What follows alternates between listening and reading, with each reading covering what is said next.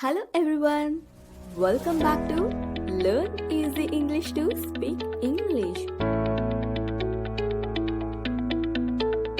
Hello friends, here the topic is, Rohan is the son of Swati.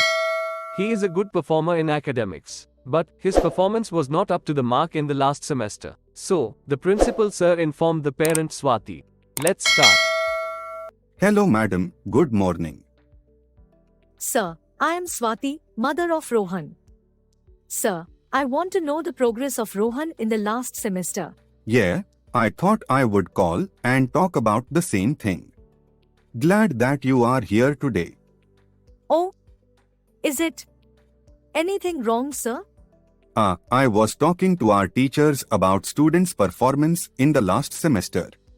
I came to know that Rohan's performance was not up to the mark. Oh, I did not notice it.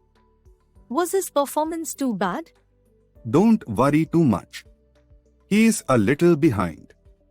He was performing very well, but not in the recent semester. Oh, thank you very much for letting me know, sir. No problem. It is my responsibility to bring it to your notice.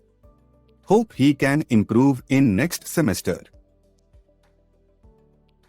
Yes, sir. I will take care of him closely this time.